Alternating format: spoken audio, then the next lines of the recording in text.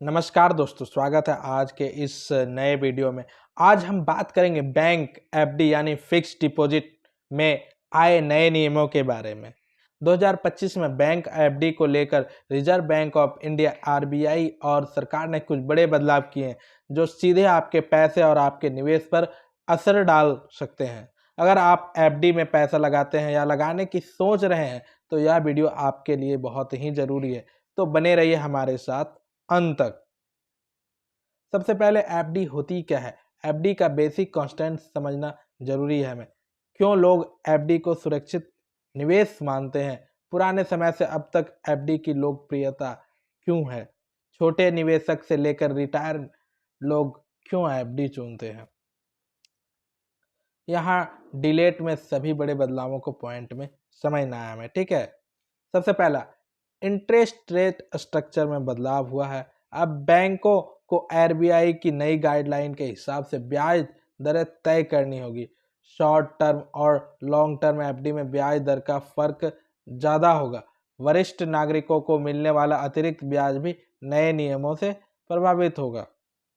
वह एफडी पर टैक्स का नियम क्या होगा? एफडी से मिलने वाले ब्याज पर अब टीडीएस की लिमिट में बदलाव होगी। पहले 40,000 तक छूट थी, अब नई लिमिट अलग है। पैन और आधार लिंक ना होने पर ज़्यादा टीडीएस कटेगा।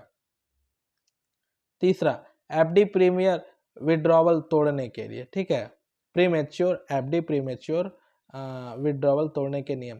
अब पहले की तरह आसानी से तोड़ने पर पूरा ब्याज नहीं मिलेगा।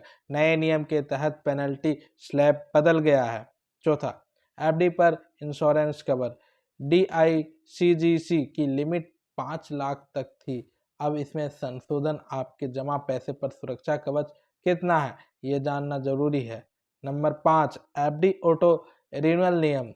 अगर एफडी मैच्योर हो गई है और आपने कुछ नहीं किया तो अब ऑटो रिन्यू अलग तरीके से होगा। नई ब्याज दर पर ही एफडी आगे बढ़ेगी। छोटे निवेशकों को क्या फायदा और क्या नुकसान होगा? सीनियर सिटीजन पर सीधा असर।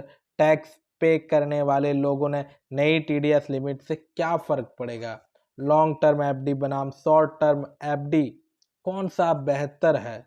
बैंक नाम पोस्ट ऑफिस एफडी कौन सा ज़्यादा सुरक्षित है? नए नियम के बाद निवेशक किन बात को ध्यान रखेगा? एफडी करने से पहले बैंक ब्याज दरें और शर्त ध्यान से पढ़े। टैक्स बचाने के लिए 5 साल की टैक्स सेविंग एफडी पर विचार करना है।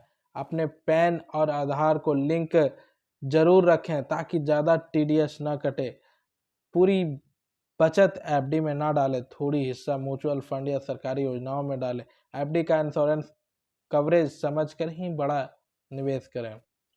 दोस्तों, बैंक एफडी अब भी एक सुरक्षित और भरोसेमंद निवेश विकल्प है, लेकिन नए नियमों को समझना और उनके अनुसार कदम उठाना बहुत ही जरूरी है। अगर आप इन बदलावों को ध्यान में रखकर निवेश करेंगे तो आपके पैसे भी सुरक्षित रहेंगे और रिटर्न्स भी बेहतर मिलेगा।